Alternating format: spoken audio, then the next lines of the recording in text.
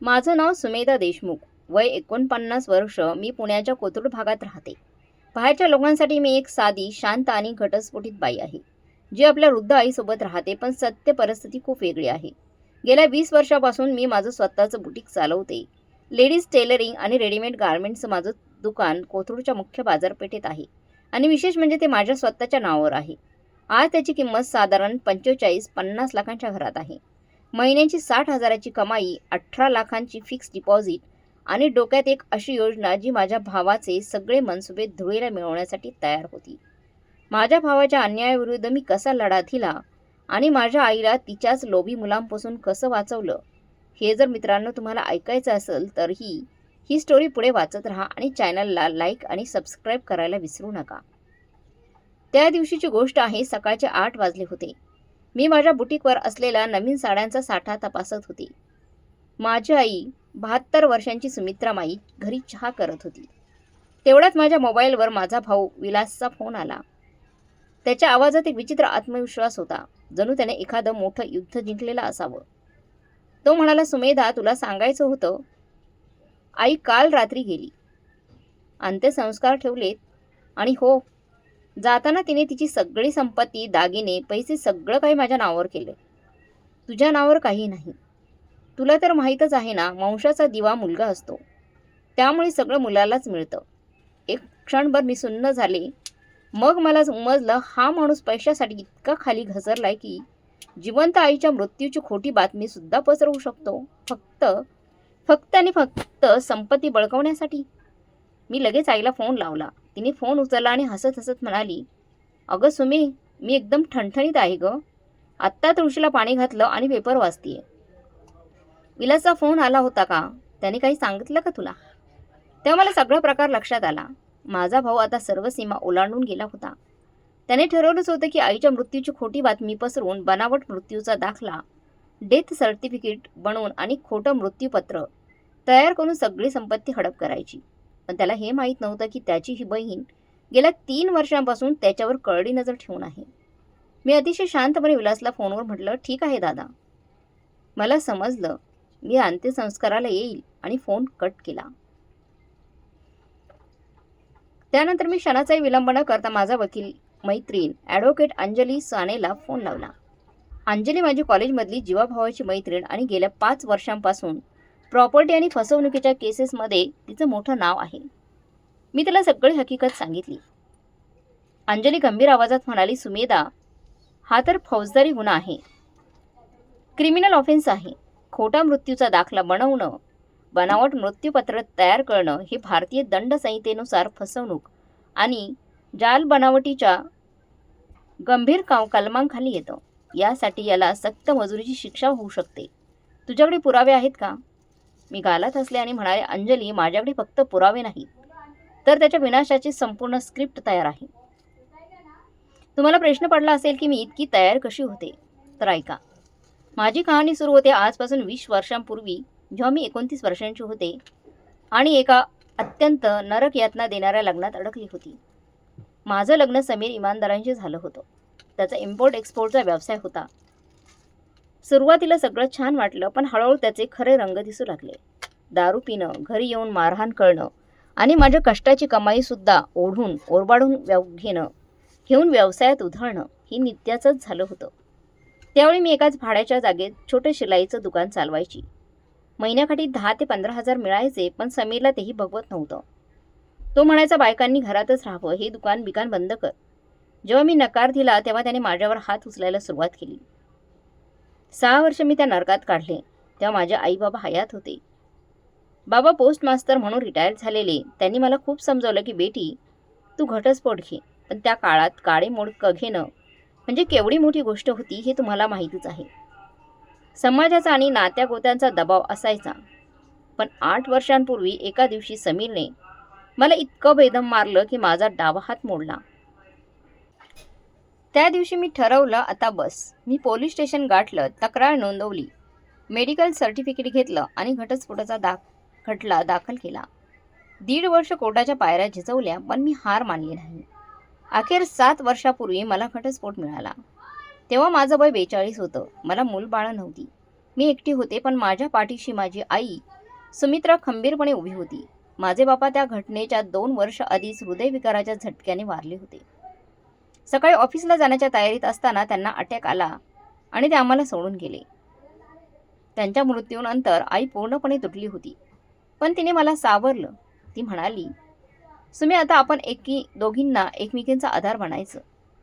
त्या काळात माझा भाऊ विलासची परिस्थिती तशी बरी होती. त्याचा कपड्यांचा होलसेलचा व्यवसाय होता.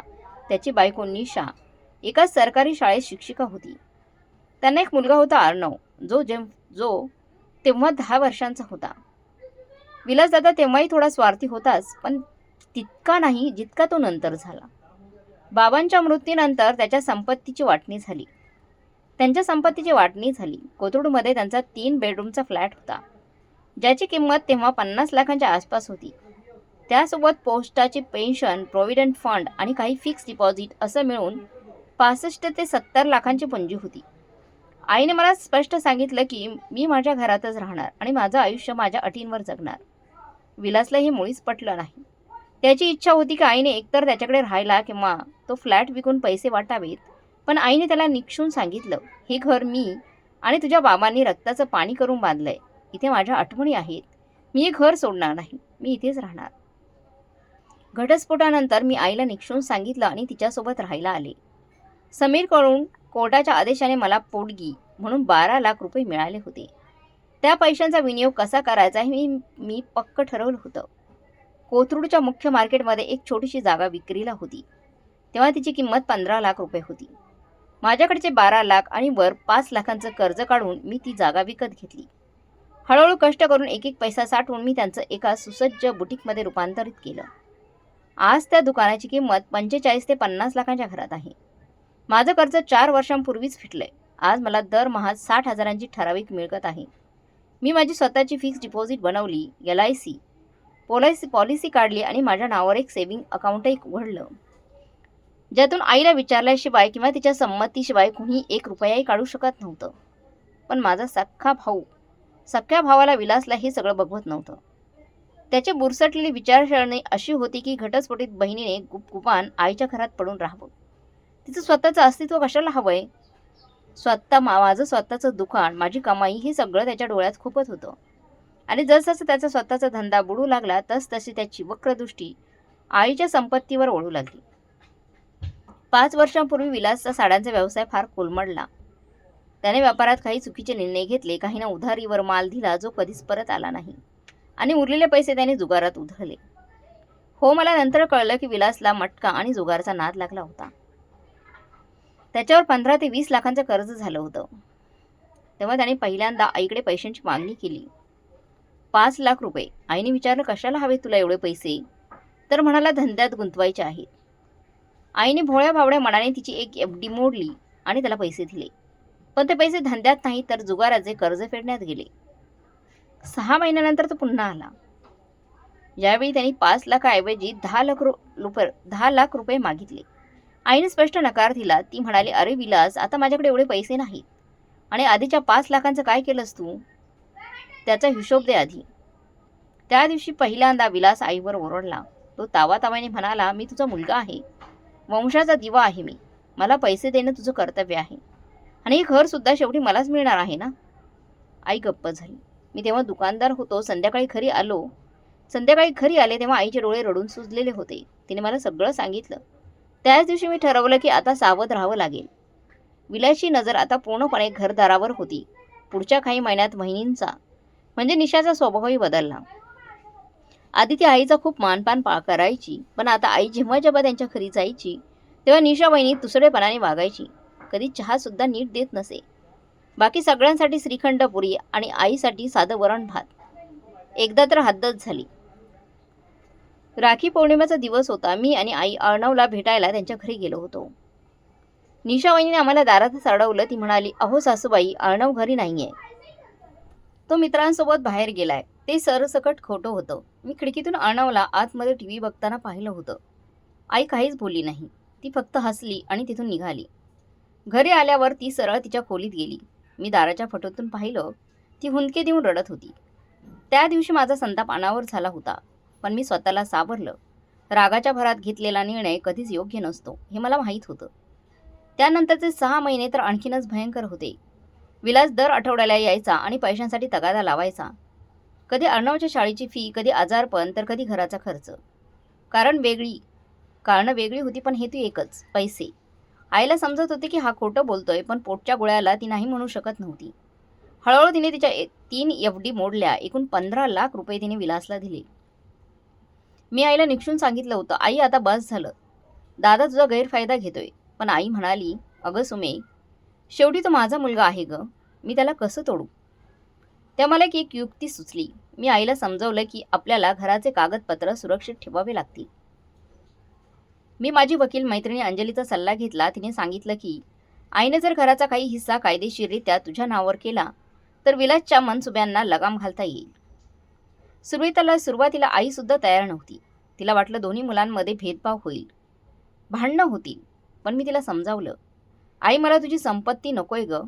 मला फक्त एवढंच हवंय की उद्या दादाने तुलाच तुझ्या घरातून बाहेर काढू नये. जर अर्धा हिस्सा माझ्या नावावर असेल तर या घरात तुझा हक्क अबाधित राहील. आईला माझं म्हणणं पटलं. 3 वर्षांपूर्वी आम्ही अत्यंत गुप्तपणे कायदेशीर मार्गाने त्या फ्लॅटचा अर्धा हिस्सा माझ्या नावावर रजिस्टर्ड केला. आता त्या घराचे मालक मी आणि आई दोघे होतो. आम्ही ही गोष्ट विलासला सांगितलीच नाही. हे आमचं गुपित होतं. पण विलासचे कारनामे थांबले नाहीत, उलट वाढले. गेल्या 3 वर्षात ज्या घटना घडल्या त्या ऐकून तुमच्या तळपायाची आग देखील मस्तकात जाईल. पहिली मोठी घटना तेव्हा घडली जेव्हा विलासने आईला घर विकायचा तगादा लावला. तो म्हणाला, आई हे एवढं मोठं घर आहे, तुम्ही दोघीच तर असता. कशाला हवी एवढी जागा? हे विकून टाकू, पैसे वाटून घेऊ. मी माझे कर्ज फेडेल आणि तुम्ही दोघे एखादा छोटा फ्लॅट घ्या आणि तिथे राहा. आईने साफ नकार दिला. तेव्हा विलासने धमकी दिली, तुम्ही जर घर विकलं नाही तर मी कोर्टात खेचेन तुम्हाला. मी मुलगा आहे, माझाही हक्क आहे यात. तेव्हा पहिल्यांदा मी तोंड उघडलं. मी कडक आवाजात म्हटलं, दादा, हे घर बाबांनी आईच्या नावावर केले. जोपर्यंत आई जिवंत आहे आणि तिची इच्छा नाही तोपर्यंत तू तिला घर विकायला लावू शकत नाहीस आणि कुठलीही केस तू जिंकू शकत नाहीस. विलासला या गोष्टीचा प्रचंड राग आला. तो माझ्या अंगावर धावून आला. तू मध्ये पडू नकोस. एक घटस्फोटित बाई, भावाच्या तुकड्यावर जगतेस, तुझी काय लायकी आहे? त्या दिवशी मी गप्प राहणं पसंत केलं, पण मी शांत बसली नाही. मी माझ्या मोबाईलमध्ये त्याचं हे सगळं बोलणं रेकॉर्ड करून घेतलं होतं. हो, त्या दिवसापासून विलास जेव्हा जेव्हा घरी यायचा तेव्हा मी माझं रेकॉर्डिंग सुरू करायची. माझ्या फोनमध्ये एक बॅकग्राऊंड रेकॉर्डिंग ॲप होतं. ते आलं की मी फोन अशा जागी ठेवायची. जिथून सगळं संभाषण स्पष्ट रेकॉर्ड होईल. दुसरी मोठी घटना 6 महिन्यानंतर घडली. विलास आणि निशा दोघेही आले. यावेळी त्यांच्या हातात काही कागदपत्र होती. विलास म्हणाला, आई, हे बँकेचे फॉर्म्स आहेत.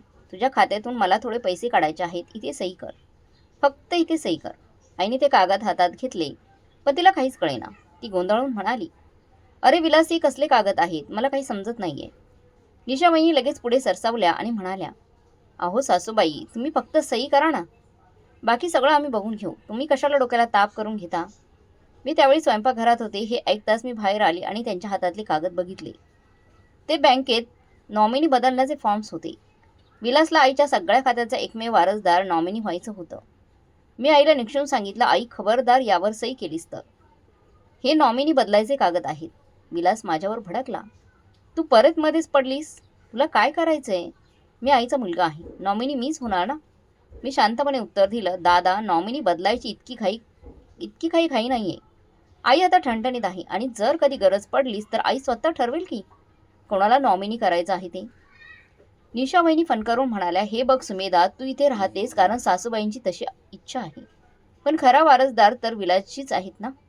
मी त्यांना सडेतोड उत्तर दिलं, बहिणी, मी इथे राहते कारण हे माझ्या आईबाबांचं घर आहे आणि हक्काचीच भाषा करत असाल तर कायद्याने मुला इतकाच मुलीचाही समान हक्क असतो. यावर वाद आणखी चिघळला. विलास रागाने लालबुंद होऊन म्हणाला, आई, तू हिला समजव, नाहीतर मी पुन्हा कधीच या घरात पाय ठेवणार नाही. आई बिचार रडायला लागली. ती म्हणाली, अरे बाळा, असं बोलू नको रे. तुम्ही दोघेही मला तितकेच प्रिय आहात. पण विलास आणि निशा रागाच्या भरात तिथून निघून गेले. त्या दिवसानंतर पुढचे 3 महिने विलासने घराकडे ढुंकूनही पाहिलं नाही. ना फोन ना मेसेजेस. आई फक्त अस्वस्थ असायची. रोज म्हणायची, काय माहिती माझा विलास कसा असेल. अर्णव बरा असेल ना. मी आईची समजूत काढायची, पण मनात कुठेतरी मला खात्री होती की विलास शांत बसणार नाही. तो नक्कीच काहीतरी मोठा डाव रचत असणार आणि माझा अंदाज खरा ठरला. 3 महिन्यानंतर अचानक एके दिवशी विलास घरी आला, एकदम गरीब काय म्हणू. त्याने आईचे पाय धरले आणि माफी मागितली. आई, माझी चूक झाली ग माझी. रागाच्या भरात बोललो, माफ कर मला. आईचं मन लगेच वितळलं. ती म्हणाली, अरे वेडा, आई कधी लेकरावर राग धरून बसते का? ये बस माझ्याजवळ. तिने त्याच्या आवडीचे गरमागरम थालीपीठे आणि गाजराचा हलवा बनवला. विलासने मोठ्या आवडीने खाल्लं आणि म्हणाला, आई तुझ्या हातची चव जगात कुठेच नाही. खूपच सुंदर थालीपीठ झाले बघ. पण मला त्याचा हा बदललेला अवतार खटकत होता. विलास इतका सहज कसा बदलू शकतो? नक्कीच काहीतरी काळबेर आहे आणि मी बरोबर होते. पुढच्या आठवड्यात तो पुन्हा आला. यावेळी तो म्हणाला, आई आई मला वाटतं तुझे सगळे महत्त्वाचे कागदपत्र आपण एकाच ठिकाणी सुरक्षित ठेवायला पाहिजे. घरात चोरीमारीचा लय धोका असतो बघ. आजकाल मी ते माझ्या बँकेच्या लॉकरमध्ये ठेवतो. आईने नकार दिला. नको रे बाबा, माझे कागद माझ्याकडेच बरे. मी ते कपाटात जपून ठेवलेत हा. विलासने पुन्हा आग्रह धरला. पण यावेळी मी सावध होते. मी मध्ये पडून म्हटलं, दादा जर आईचे कागद सुरक्षित ठेवायचे असतील तर आम्ही आमचं स्वतंत्र लॉकर घेऊ, तुला त्रास नको. विलासच्या डोळ्यात राग तरळला, पण तो काहीच बोलला नाही. तसंच उठून निघून गेला.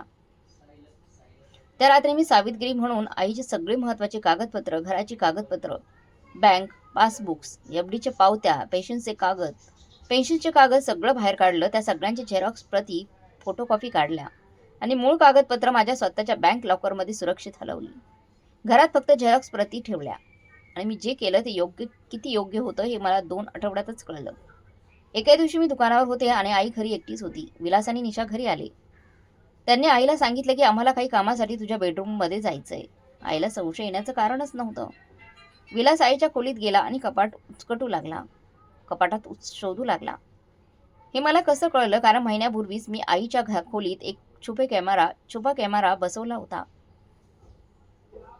हो, मी आता कोणावरही विश्वास ठेवण्याच्या मनस्थितीत नव्हते. माझ्या ओळखीच्या एका मुलाने मला तो वायफाय कॅमेरा बसवून दिला होता, ज्याचं लाईव्ह फुटेज मला माझ्या मोबाईलवर दिसायचं. खोलीत हालचाल झाली की मला नोटिफिकेशन यायची. त्या दिवशी दुकानात बसल्या मी फोनमध्ये पाहिलं तर विलास आईचे कपाट उघडत होता. मी सगळं काम सोडून घराकडे धावत सुटले, पण मी पोहोचेपर्यंत ते दोघे निघून गेले होते. आईने सांगितलं, अगं विलास काहीतरी कागद शोधत होता. मी विचारलं, मग काय म्हणाला? तर ती म्हणाली, काही नाही, असंच बघत होता म्हणाला.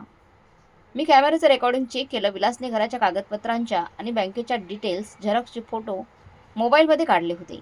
आता त्याचा हेतू स्पष्ट झाला होता.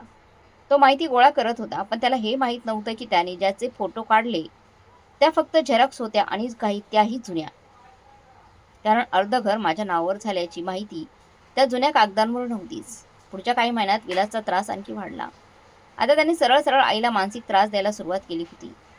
एक दिवस तो एका माणसाला घेऊन आला. तो माणूस स्वतःला इस्टेट एजंट म्हणत होता. त्याने आईला गळ घालायला सुरुवात केली. मावशी, तुमचं घर एकदम मोक्याच्या ठिकाणी आहे. मी तुम्हाला चांगली किंमत मिळवून देईन. जवळजवळ 1,20,00,000. विचार करा. आईने स्पष्ट सांगितलं, मला घर विकायचं नाहीये. पण तो एजंट म्हणाला, अहो मावशी, तुमचं आता वय झालंय. एवढं मोठं घर कशाला सांभाळत आहे? एक मोठा फ्लॅट घ्या आणि उरलेले पैसे मुलाबाळांमध्ये वाटून टाका. कशाला सांभाळता एवढं मोठं घर? मी सरळ त्या एजंटला खडसावलं. आईने एकदा सांगितलं ना नाही म्हणून, मग विषय संपला. तुम्ही आता निघा. विलास चिडून म्हणाला, सुमेधा, तू प्रत्येक वेळी मध्ये का पडतेस? आईला तिचे निर्णय घेऊ दे ना. मी म्हटलं, मग तिने घेतलाय ना निर्णय, तिला घर विकायचं नाहीये. ते दोघे रागाने फन करत निघून गेले. पण त्याच रात्री विलासने आईला फोन करून धमकावलं. तो म्हणाला, आई, जर तू त्या सुमेधाचं ऐकत राहिलीस तर तुला पश्चाताप होईल. ती घटस्फोटीत आहे, तिला पोरं बाळं नाहीत, म्हणून तिची नजर तुझ्या प्रॉपर्टीवर आहे. आई रडायला लागली. तिने मला त्या कॉलची रेकॉर्डिंग ऐकवली.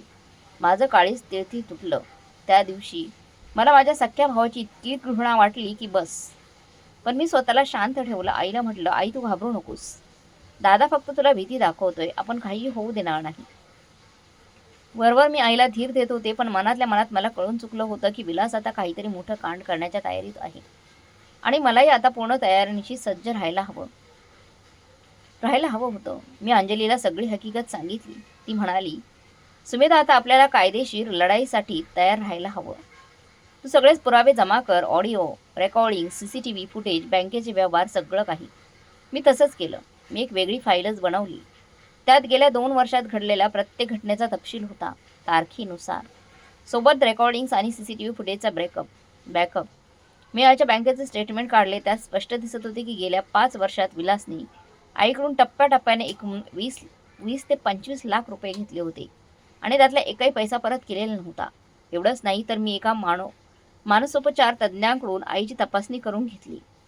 डॉक्टरांनी लिखित प्रमाणपत्र दिलं की सुमित्रा देशमुख या मानसिकदृष्ट्या पूर्णपणे सुदृढ आहेत आणि स्वतःचे निर्णय घेण्यास सक्षम आहेत. हे कळणं अत्यंत गरजेचं होतं. कारण मला भीती होती की उद्या विलास कोर्टात उभा राहून म्हणेल, आई म्हातारी झाली आहे, तिचं डोकं चालत नाही, तिला वेड लागले. त्याचबरोबर मी आमच्या सोसायटीतल्या काही महत्त्वाच्या लोकांशी बोलून ठेवलं होतं. आमचे शेजारी जोशी काका, जे रिटायर्ड वकील होते, आणि सोसायटीच्या अध्यक्षा मंदाताई, हे सगळं आईला चांगले ओळखत होते. मी त्यांना विलासच्या वागण्याबद्दल कल्पना दिली. त्यांनी आश्वासन दिलं की वेळ पडल्यास ते नक्की साक्ष देतील. मी पूर्णपणे तयार होते. मला माहीत होतं की विलासचा संयम सुटेल आणि तो असं काहीतरी करेल ज्यामुळे त्याचं बिंग फुटेल. आणि तो दिवस उगवला. 6 महिन्यांपूर्वीची गोष्ट आहे. विलासने अचानक आईला फोन केला आणि सांगितलं की त्याची बायको निशा खूप आजारी आहे. तिला पोटाचा कॅन्सर झालाय आणि तातडीने ऑपरेशन करावे लागेल. त्यासाठी 15 लाख रुपयांची गरज आहे. आई एकदम घाबरली. तिने विचारलं, अरे देवा, काय झालं निशाला? विलास रडवेला आवाजात म्हणाला, पोटाचा कॅन्सर आहे आई, लवकर ऑपरेशन नाही केलं तर. आणि तो डसडसा रडायला लागला. आईचं काळीज पिळवटून निघालं. ती म्हणाली, अरे पैशांची काळजी करू नको, ती निशाला वाचवणं महत्त्वाचं आहे. माझ्याकडे आहेत काही पैसे. विलास म्हणाला, आई मला आत्ताच्या आत्ता 10 लाख रुपये हवे आहेत. उरलेले 5 लाख पुढच्या महिन्यात देईन. आई लगेच तयार झाली. तिने मला हे सांगितलं. मी म्हटलं, आई आपण पैसे देऊ, पण आधी आपण जाऊन निशा वहिनींची भेटू, त्यांची विचारपूस करू. पण विलासने स्पष्ट नकार दिला. नको, ती हॉस्पिटलमध्ये ॲडमिट आहे, डॉक्टरांनी कोणालाच भेटू दिलेलं नाही आहे. इन्फेक्शनची भीती आहे. मला संशय आला. मी गुपचूप निशा वहिनींच्या शाळेत फोन लावला. चौकशी केली असता कळलं की त्या तर रोज शाळेत येत आहेत. त्या ठणठणीत आहेत. त्यांना कुठलाही आजार नाही. तेव्हा मला सगळा प्रकार समजला. विलासने निव्वळ पैशांसाठी कॅन्सरचं नाटक रचलं होतं. स्वतःच्या बायकोच्या आजारपणाचा, कॅन्सरचा खोटा बनाव किती खालच्या थराला गेला होता हा माणूस. मी आईला सगळं सत्य सांगितलं. सुरुवातीला आईचा विश्वास बसेना. मग जेव्हा मी तिला शाळेतून मिळालेली माहिती सांगितली तेव्हा ती सुन्न झाली. तेव्हा तिच्या तोंडातून शब्द फुटत नव्हता. ती फक्त एवढंच म्हणाली, माझा पोटचा गोळा माझ्याशी एवढा मोठा खोटं बोलू शकतो? मी तिला समजावलं, आई आता तरी डोळे उघड. दादाला काय तुझी काहीच पडलेली नाहीये. त्याला फक्त तुझे पैसे हवे आहेत. आईच्या डोळ्यात पाणी आलं. पण त्या दिवशी आईमध्ये काहीतरी बदललं. तिने डोळे पुसले आणि म्हणाली, सुमी, आता तूच सांग काय करायचं ते. मी आणि अंजलीने मिळून एक योजना आखली होती. ती मी आईला सांगितली. मी म्हटलं, आई आता मग त्याला अद्दल घडवावी लागेल, पण त्यासाठी त्याला रंगेहात पकडावं लागेल. आईने विचारलं, पण कसं? मी समजावलं, दादा आत्तापर्यंत छोट्या मोठ्या फसवणुकी करत होता, पण आता आपण त्याला अशी संधी द्यायची जिथे तो असा काही गुन्हा करेल की पोलिसांना हस्तक्षेप करावाच लागेल.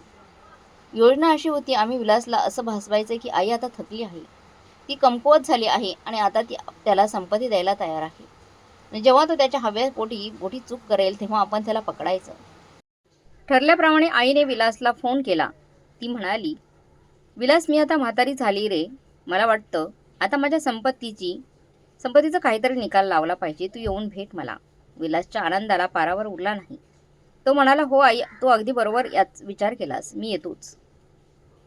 दुसऱ्या दिवशी विलास आला. सोबत एक वकीलही होता. त्या वकिलाच्या हातात आधीच तयार केलेलं काही कागदपत्र होती. मृत्यूपत्र. त्यात लिहिलं होते की तिची सगळी संपत्ती विलासच्या नावावर करत आहे. आईने कागद वाचले आणि विचारलं, अरे पण सुमेधाचं काय? तिला काहीच नाही का? विलास म्हणाला, आई, सुमेधाचं काय? तिचं दुकान आहे, कमाई आहे, तिला कशाची गरज आहे? आणि तसंही वंशाचा दिवा मी आहे, पहिला हक्क माझाच ना. मी बाजूला उभी राहून हे सगळं शांतपणे ऐकत होते. माझा फोन खिशात चालू होता आणि सगळं रेकॉर्डिंग करत होता. आई म्हणाली, बरं ठीक आहे, पण मला विचार करायला थोडा वेळ दे. विलासचा चेहरा पडला, पण त्याने ते कागद तिथेच ठेवले आणि म्हणाला, ठीक आहे आई, विचार कर, पण लवकर निर्णय घे. म्हातारपण आहे, कधी काय होईल सांगता येत नाही. ते शेवटचं वाक्य ती एक प्रकारची धमकीच होती. माझ्या अंगावर काटा आला. त्यानंतरचे 3 महिने फार तणावात गेले. विलास दर आठवड्याला यायचा आणि आईला सही करण्यासाठी दबाव टाकायचा. कधी प्रेमाने समजवायचा तर कधी भीती दाखवायचा. एकदा म्हणाला, आई, जर तू मृत्यूपत्र केलं नाहीस आणि तुला काही झालं तर ही सगळी प्रॉपर्टी कोर्ट कचेरीत अडकून पडेल. वर्षानुवर्ष केस चालत राहील. दुसऱ्यादा म्हणाला, म्हातारपणी असं एकटीने राहणं बरोबर नाही, तू माझ्याकडे राहायला ये. सुमेधा तिचं ती बघेल, राहील एकटी. तिसऱ्यांदा तर त्याने हद्दच केली. तो म्हणाला, आई जर तू सुमेधाचं ऐकत राहणार असशील तर तुला वृद्धाश्रमात टाकावं लागेल मला. प्रत्येक वेळी मी सगळं काही रेकॉर्ड करत होते. आता माझ्याकडे एवढे पुरावे होते की कोणत्याही कोर्टात विलास सबींग फुटलं असतं. पण मी वाट पाहत होती. मला माहीत होतं की विलासचा धीर सुटेल आणि तो असा काही गुन्हा करेल ज्यामुळे त्याला थेट तुरुंगाची हवा खावी लागेल. आणि तो दिवस उजाडला. 2 महिन्यांपूर्वीची गोष्ट आहे. संध्याकाळची वेळ होती. विलास एकटाच घरी आला होता. तो खूप अस्वस्थ आणि चिडलेला दिसत होता. विलास एकदम काकुळतेला येऊन म्हणाला, आई मी खूप मोठ्या संकटात सापडलोय. माझ्यावर सावकाराचं 30 लाखांचं कर्ज झालंय. ते लोक मला जिथे जिवे मारण्याची धमकी देत आहेत. आईच्या पायाखालची जमीनच सरकली. थरथरत म्हणाली, अरे देवा, विलास एवढं कर्ज कसं काय झालं रे बाबा? विलास रडवेला चेहरा करून म्हणाला, धंद्यात लावले होते पैसे पण सगळं बुडालं. आता माझ्याकडे दुसरा कुठलाच मार्ग नाही. तू हे घर गहाण ठेव, मी सगळं कर्ज फेडून टाकेन.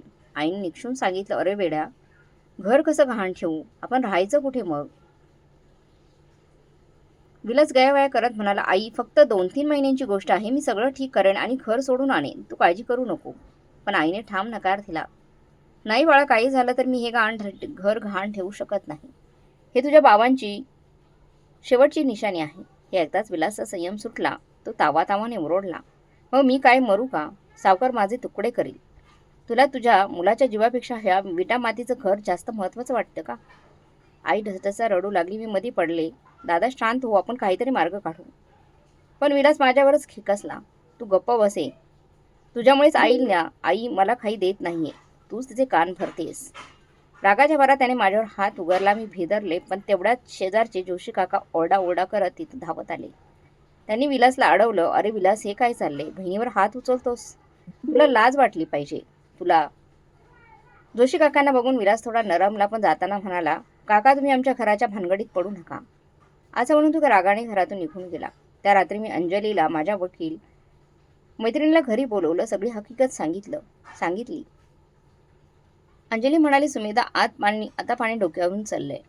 आपण पोलिसात तक्रार द्यायला हवी. त्याने तुझ्यावर हात उचलण्याचा प्रयत्न केला. हा मारहाणीचा गुन्हा ठरू शकतो. मी विचार केला आणि म्हणाले, नाही ग अंजली, आत्ता नको. मला असं वाटतं विलास आता काहीतरी मोठं पाऊल उचलणार आहे. आपण थोडी वाट बघू. आणि माझा अंदाज तंतोतंत खरा ठरला. पुढच्या चढावढ्यात विलासने तो गुन्हा केला ज्याची मी वाट पाहत होते. विलासने एक बनावट मृत्यूपत्र तयार केलं. त्यात त्याने आईची हुबेहूब बनावट सही केली होती. त्या मृत्यूपत्रात लिहिलं होतं की आई तिची सगळी संपत्ती विलासच्या नावावर करत आहे. सोबत एक पत्र जोडलं होतं. त्यात लिहिलं होतं, माझं आता वय झालंय आणि आता माझी निर्णय क्षमता कमी झाली आहे. त्यामुळे माझ्या सगळ्या संपत्तीचा अधिकार माझ्या मुलाला देत आहे. ही कागदपत्रे घेऊन त्याने एका वकिलाकरवी नोटरी करून घेतली. त्यानंतर तो थेट बँकेत गेला आणि आईच्या खात्याला स्वतःचं नाव जोडण्याचा प्रयत्न केला. पण बँकेने त्याला अडवलं आणि सांगितलं की खातेधारकाला स्वतः यावं लागेल. त्यामुळे विलासने दुसरी चाल खेळली. तो दुय्यम निबंध कार्यालयात गेला आणि घराची मालकी स्वतःच्या नावावर करून घेण्याचा प्रयत्न करू लागला. त्याच्या हातात ते बनावट मृत्यूपत्र आणि खोटी पॉवर ऑफ अटर्नी होती. मग त्याला हे माहीत नव्हतं की मी आधीच त्या कार्यालयात एक कव्हेट दाखल करून ठेवलं होतं. त्यात मी लिहून दिलं होतं की माझी आई सुमित्रा देशमुख यांच्या संपत्तीबाबत कोणताही व्यवहार करायला आल्यास आधी मला कळवण्यात यावं. त्यामुळे विलास तिथे पोहोचताच मला तिथल्या अधिकाऱ्यांचा फोन आला. मी आणि अंजली लगेच तिथे पोहोचलो. आम्ही साहेबांना सांगितले की साहेब, हे मृत्यूपत्र बनावट आहे आणि त्यावरची सहीसुद्धा खोटी आहे. साहेबांनी कागदपत्र तपासली आणि गंभीर होत म्हणाले, हे प्रकरण खूप सिरियस आहे. मला पोलिसांना कळवावं लागेल. विलास ऐकून घाबरला. तो तिथून पळून जाण्याच्या तयारीत होता. पण अंजलीने आधीच बाहेर 2 हवालदारांना बोलावून ठेवलं होतं. त्यांनी विलासला दारातच पकडलं. पोलिसांनी त्याची चौकशी सुरू केली. सुरुवातीला तो उडवाउडवीची उत्तरं देऊ लागला. हे मृत्यूपत्र खरं आहे, आईने सही केली, असं तो छाती टोकमाने सांगत होता. पण जेव्हा इन्स्पेक्टर साळवींनी त्यांना दम भरला, आम्ही फॉरेन्सिक लॅबमध्ये सही तपासायला पाठवू, खोटं निघालं तर आज चढशील तू, हा. तेव्हा विलासची बोबडी वळली. त्याच वेळी मी पोलिसांसमोर माझे सगळे हुकमे बाहेर काढले. गेल्या 3 वर्षांचे फोन रेकॉर्डिंग, CCTV फुटेज, बँकेचे स्टेटमेंट, सगळं काही. आणि सर्वात महत्त्वाचं म्हणजे मी त्यांना सांगितलं की घराचा अर्धा हिस्सा कायदेशीररित्या माझ्या नावावर आहे, जे विलासला माहीतच नव्हतं. पोलिसांनी विलासला जागीच अटक केली. फसवणूक, बनावट कागदपत्र तयार करणे आणि ज्येष्ठ नागरिकांचा छळ अशा गंभीर कलमांखाली त्याच्यावर गुन्हा दाखल झाला. पण ही लढाई इथे संपली नाही. तुरुंगात असूनही विलासने हार मानली नव्हती. त्यांनी तुरुंगातून निशाला निरोप पाठवला की जा आणि आईला समजाव केस मागे घ्यायला लाव.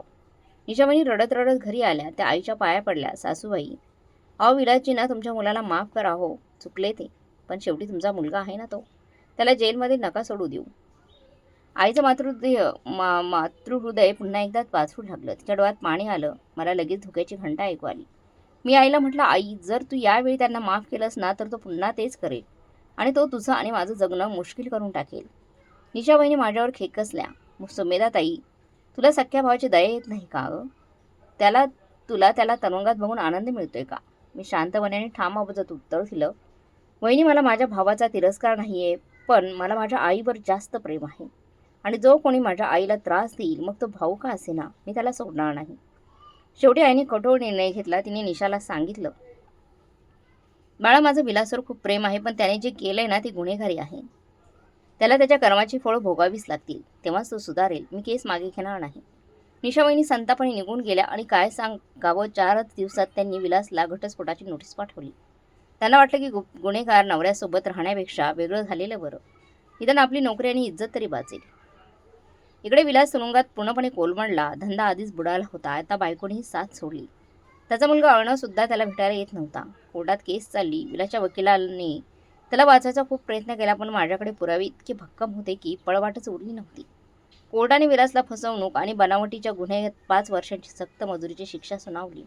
सोबत 1 लाखाचा दंड ठोठावला आणि आदेश दिला की आईकडून घेतलेले 25 लाख रुपये त्याने परत करावेत. पण विलासकडे आता पैसे होतेच कुठे?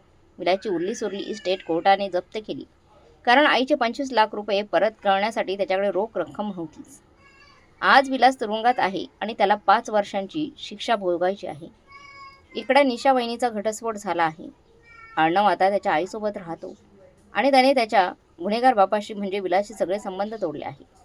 आता मी तुम्हाला त्या फोन कॉलची खरी हकीकत सांगते, ज्याचा उल्लेख मी कथेच्या सुरुवातीला केला होता. 3 आठवड्यापूर्वीच गोष्ट आहे. मला तुरुंगातून विलासचा फोन आला होता.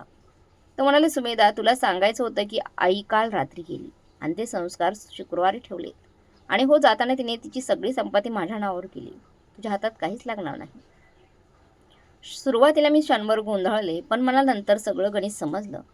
विलासने तुरुंगात बसल्या बसल्या त्याची शेवटची चाल खेळली होती. त्याला वाटले की आईच्या मृत्यूची खोटी बातमी पसरवून आणि बनावट मृत्यूचा दाखला बनवून तो संपत्ती हडप करू शकेल. मी फोनवर त्याला काहीच उत्तर दिलं नाही, फक्त गालातल्या गालात हसली, कारण त्याच वेळी माझी आई सुमित्रा माझ्या बाजूला उभी राहून चहा पित होती. मी लगेच अंजलीला आणि इन्स्पेक्टर साळवींना फोन केला. विलासच्या नवीन डावाबद्दल त्यांना सांगितलं. पोलिसांनी तपास केला तेव्हा धक्कादायक माहिती समोर आली. विलासने तुरुंगातूनच एका दलालाशी संपर्क साधला होता. पैशाचा लालसेपोटी त्या दलालाने आईचा खोटा मृत्यूचा दाखला आणि एक बनावट मृत्यूपत्र तयार करून दिलं होतं.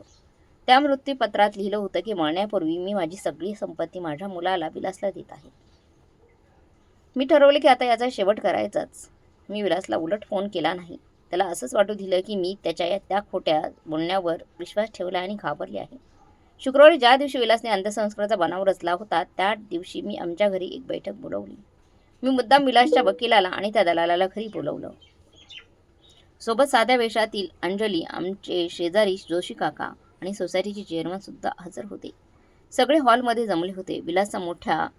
विलासचा वकील मोठ्या आत्मविश्वासाने टेबलावर कागदपत्र आपटत म्हणाला, हे बघा, हे सुमित्रा देशमुख यांचं डेथ सर्टिफिकेट आहे आणि हे त्यांचं मृत्यूपत्र. त्यात स्पष्ट लिहिलं आहे की सगळं काही विलासरावांच्या नावावर केलेलं आहे. मी शांतपणे म्हटलं, ठीक आहे वकील साहेब, पण मला एक प्रश्न विचारायचा आहे. वकील म्हणाला, विचारा. मी म्हटलं, जर माझी आई मेली आहे तर मग ती किचनमध्ये काय करते? आणि त्याच वेळी हातात चहाचा ट्रे घेऊन आई किचनमधून बाहेर आली. ती म्हणाली, घ्या वकील साहेब, चहा घ्या. तो प्रसंग अक्षरशः बघण्यासारखा होता. वकिलाचा चेहरा भीतीने पांढराफटक पडला. त्याला घाम फुटला. तो दलाल तर तिथून पळून जाण्याच्या प्रयत्नातच होता. मग साध्या वेशातील पोलिसांनी दोघांच्याही मानेला धरलं. पोलिसांचा मार पडत त्या दलालाने पोपटासारखं सगळं बोलून दाखवलं. त्याने कबूल केलं की विलासने तुरुंगातून पैसे देण्याचे आमिष दाखवून हे सगळं करायला सांगितलं होतं. पोलिसांनी विलासवर नवीन गुन्हे दाखल केले. जिवंत व्यक्तीचा मृत्यूचा दाखला बनवणे हा गंभीर गुन्हा आहे. या नवीन गुन्ह्यामुळे त्याच्या 5 वर्षांच्या शिक्षेत आणखी 2 वर्षांची वाढ झाली. आता त्याला एकूण 7 वर्ष तुरुंगात सडावं लागणार आहे. त्या वकिलाला आणि दलाला सुद्धा 3-3 वर्षांची शिक्षा आणि मोठा दंड ठोठावण्यात आला. आज आमचं आयुष्य खूप शांततेत चाललंय. आता कुणाची भीती नाही. मी माझं बुटीक चालवते आणि आई घर सांभाळते. संध्याकाळी आम्ही दोघी बाल्कनीत बसून चहा पितो, गप्पा मारतो. आईची पेन्शन, आमची जमापुंजी आता सुरक्षित आहे. घर आता पूर्णपणे आमच्या दोघींच्या संयुक्त नावावर आहे, जे आमच्यापासून कोणी हिरावून घेऊ शकत नाही. सोसायटीत आणि नातेवाईकांमध्ये आमचा आता खूप मान आहे. सगळ्यांना माहिती आहे की आम्ही एका अन्यायाविरुद्ध किती मोठी लढाई जिंकली. लढलो आणि जिंकली. कधी कधी आईला विलासची आठवण येते. ती रडते, म्हणते, सुमे, शेवटी माझा मुलगा होता ग तो. मी त्याला लहानाचा मोठा केला. नाही, आज तो तुरुंगात आहे. मी तिची समजूत काढते. आई, तू काही चुकीचं केलं नाहीस. विलाने स्वतःच्या हाताने स्वतःचं आयुष्य बर्बाद केलं. तू फक्त तुझ्या हक्कासाठी आणि स्वाभिमानासाठी लढलीस. आईला ते पटतं. ती म्हणते, हो सुमे, अगदी बरोबर आहे. जर तू नसतीस तर आज मी रस्त्यावर आली असते. मी हसते आणि म्हणते, आई, मी आहे ना. जोपर्यंत मी आहे तुला काळजी करायची गरज नाही. आता तुम्हाला विलासची काय अवस्था आहे ते सांगते. तुरुंगात विलासचे हाल हाल होत आहे. ज्याला कायम एसीमध्ये राहायची आणि गादीवर झोपायची सवय होती, त्याला तुरुंगातील ती कडक शिस्त सहन होत नाहीये. त्याला रोज पहाटे 5 वाजता उठावं लागतं, जेलचं बेचव जेवण खावं लागतं आणि कष्टाची कामं करावी लागतात. त्याची तब्येत बिघडली आहे. त्याला आता मधुमेह झालाय. पायात सतत कळ येते. पण तुरुंगात कसले आलेत लाड. तिथे साधी गोळी मिळायला सुद्धा मारामारी असते. निशावहिनी दुसरं लग्न केले आणि सुखात आहे. अर्णव तर त्याला बाबा म्हणायला सुद्धा तयार नाही. विलास पूर्णपणे एकटा पडलाय. बाहेरच्या जगात त्याची इज्जत कवडीची सुद्धा उरली नाही. जे मित्र त्याच्या पैशांवर पाठी करायचे ते आता त्याच्या नावाने बोटं मोडतात. त्याच्याकडे आता फुटकी कवडी नाही. जे काही झालं ते कोर्टाने आईचे पैसे परत करण्यासाठी जप्त केलं. जेव्हा तो 7 वर्षांनी बाहेर येईल तेव्हा त्या रस्त्यावरचा भिकारी झालेला असेल. मी ऐकले की विलास तुरुंगात खूप रडतो आणि त्याला खूप पश्चाताप होतोय. तो म्हणतो, काश मी पैशांच्या लोभापायी आईला आणि बहिणीला त्रास दिला नसता. काश मी माझ्या हसता खेळतं कुटुंब तोडलं नसतं. पण आता वेळ निघून गेली आहे. अब पछताए होत क्या जब चिडिया चुग गई खेत. तुरुंगातल्या इतर कैद्यांमध्ये सुद्धा त्याला काहीच मान नाही. इतर कैदी त्याला कलियुगाचा श्रावण बाळ म्हणून चिडवतात. पोलीस शिपाई सुद्धा त्याला टोमणे मारतात. काय अगरवाल शेठ, आईच्या खोट्या अंत्यसंस्काराची तयारी झाली का. विलास लाजने मान खाली घालतो. मला त्याची आता दया येत नाही. कारण जशी कळणी तशी भरणी. त्याने पैशासाठी आईला छळलं, मला त्रास दिला. त्याची शिक्षा त्याला मिळायलाच हवी. या सगळ्या प्रवासात मी एकच गोष्ट शिकले. जर तुमच्या बाजूने सत्य असेल ना आणि तुमची लढण्याची तयारी असेल तर तुम्ही जगातल्या कोणत्याही संकटाचा सामना करू शकता. धैर्य आणि योग्य नियोजन असेल तर विजय नक्कीच होतो. जर त्यावेळी मी रागाच्या भरात आरडाओरडा केला असता आणि गडबडीत प्रतिक्रिया दिली असती तर आज माझ्याकडे इतके भक्कम पुरावे नसते. पण मी संयम राखला, संतपणे आणि डोळसपणे. मी विलासच्या प्रत्येक चालीवर नजर ठेवली, प्रत्येक संभाषण रेकॉर्ड केलं आणि जेव्हा योग्य वेळ आली तेव्हा एकाच वेळी सगळं काही जगासमोर मांडलं. आज माझं बुटीक खूप जोरात चाललंय. माझ्या ग्राहकांची संख्या दुप्पट झाली आहे. कारण माझी ही कहाणी आता कोथरूडमध्ये सगळ्यांना माहीत झाली आहे. अनेक बायका माझ्याकडे येतात आणि म्हणतात, सुमेधाताई, तुम्ही आमच्यासाठी एक प्रेरणा आहात. स्वतःसाठी आणि आईसाठी तुम्ही जे काही केलं ते खूप धाडसाचं काम आहे. काही स्त्रिया तर त्यांच्या घरच्या अडचणी घेऊन माझ्याकडे येतात. त्या सांगतात की त्यांच्यावरही घरात असाच अन्याय होतोय. तेव्हा मी त्यांची भेट माझ्या वकील मैत्रिणीशी अंजलीशी घालून देते. आम्ही दोघे मिळून त्यांना कायदेशीर मदत करण्याचा प्रयत्न करतो. माझी आई सुमित्रा आता खूप आनंदी असते. म्हातारपणात तिला जे मानसिक स्वास्थ्य हवं होतं ते आता मिळालंय. ती रोज सकाळी देवळात जाते, तिथल्या भजनी मंडळात रमते, संध्याकाळी सोसायटीतल्या मैत्रिणींसोबत गप्पा मारते. तिच्या आयुष्यात आता कुठलंही टेन्शन नाही. आम्ही आमचं घर पुन्हा नव्याने सजवलंय. जुने पडदे बदललेत, भिंतींना छान रंग दिला, नवीन फर्निचर आणलं. आईच्या खोलीत एक आरामशीर इझी चेअर ठेवली आहे, ज्यावर बसून ती तिची आवडती पुस्तकं वाचते. आमच्या स्वयंपाकघरात आता रोज काहीतरी खमंग शिजतं. आई तिच्या आवडीचे पदार्थ बनवते, कधी गाजराचा हलवा, कधी मुगाचा शिरा, तर कधी गरमागरम थालीपीठ. आम्ही दोघी एकत्र बसून जेवतो, हसतो आणि मनसोक्त गप्पा मारतो.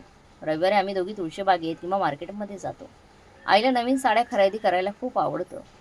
तिला जी साडी आवडेल ती मी तिला घेऊन देते आणि मनात ती भीती उरली नाही की कोणीतरी येईल आणि आमचे पैसे हिरावून घेईल. सणासुदीला आम्ही घर खूप छान सजवतो. दिवाळीत पणत्यांच्या आरास करतो, अंगणात मोठी रांगोळी काढतो. पण सर्वात भावूक क्षण असतो राखी पौर्णिमेचा. त्या दिवशी आई माझ्या हातावर राखी बांधते आणि म्हणते, सुमित, तूच माझा मुलगा आणि तूच माझा रक्षक. तू माझ्यासाठी मुलापेक्षा जास्त आहे. आमच्या शेजारीही आम्हाला खूप सहकार्य करतात. जोशी काका नेहमी विचारपूस करतात. सोसायटीचे अध्यक्ष मंदाताई आम्हाला सोसायटीच्या कार्यक्रमात सन्मानाने बोलवतात. आता सगळे आम्हाला इज्जत देतात. भविष्याची तरतूद म्हणून मी काही महत्त्वाची पावलं उचलली आहे. मी वकिलांना भेटून माझं मृत्यूपत्र तयार करून घेतले. जर मला काही झालं तर माझी सगळी संपत्ती आईला मिळेल आणि आईच्या पश्चात ती एक सामाजिक संस्थेला, जी निराधार वृद्ध महिलांसाठी काम करते, त्यांना दान केली जाईल. मी माझ्या दुकानाचा विमा उतरवला आहे. माझ्याकडे आता वेगवेगळ्या बँकांमध्ये 3 सेव्हिंग अकाउंट्स आहेत. माझी फिक्स्ड डिपॉझिट आता 22 लाखांची झाली आहे आता, आणि मी शेअर मार्केटमध्ये थोडी गुंतवणूक केली आहे. मी आणि आई आता भविष्यासाठी पूर्णपणे सुरक्षित आहोत. कधी कधी मी विचार करते, हे सगळं वेगळं असू शकलं असतं का? विलास चांगला वागू शकला असता का? कदाचित हो. जर त्याने लोभ धरला नसता तर त्याने पैशांपेक्षा रक्ताच्या नात्याला जास्त किंमत दिली असती तर. जर त्याने आईचा आणि बहिणीचा आदर केला असता तर. पण त्याने तसं केलं नाही, आणि आता त्याला त्याच्या कर्माची फळं भोगावी लागत आहे. माझी ही कहाणी सांगण्यामागचा उद्देश एकच आहे. मला वाटते की माझी स्टोरी ऐकून इतर स्त्रियांनाही हिंमत मिळावी. जर तुमच्या कुटुंबातही तुमच्यावर अन्याय होत असेल तर गप्प बसू नका. स्वतःच्या हक्कासाठी लढा. पण लक्षात ठेवा, लढा भावनेच्या भरात नाही तर बुद्धीने लढायचा असतो. रागाच्या भरात नाही तर रणनीती आखून लढायचा असतो. पुरावे गोळा करा, प्रत्येक गोष्टीची नोंद ठेवा, कायदेशीर सल्ला घ्या, आणि जेव्हा योग्य वेळ येईल तेव्हा पूर्ण ताकदीनिशी वार करा. लक्षात ठेवा, संयम आणि तयारीने कोणतीही लढाई जिंकता येते. तुम्हाला लगेच प्रतिक्रिया द्यायची नाहीये, तुम्हाला स्मार्ट व्हायचंय. कायदा तुमच्या बाजूने आहे आणि समाजही आता बदलतोय. आता मुलांनी इतकाच समान हक्क मिळतो. फक्त तुम्हाला तो हक्क मागायचं धाडस करावं लागेल. आणि लक्षात ठेवा, तुम्ही एकट्या नाही आहात. अशा अनेक स्त्रिया आहेत ज्या या त्रासातून जात आहेत. एकमेकीशी जोडून राहा, एकमेकांना साथ द्या, एकमेकांना सहाय्य करू, अवघे धरू सुपंथ. मी आज जिथे आहे तिथे एकटी पोहोचली आहे नाही. माझ्या आईने मला साथ दिली, अंजलीसारख्या मैत्रिणींनी मदत केली, शेजाऱ्यांनी पाठिंबा दिला. त्यामुळे आपल्या आजूबाजूच्या चांगल्या लोकांशी जोडून राहा. आज मी माझ्या आईसोबत शांततेत जीवन जगतीये.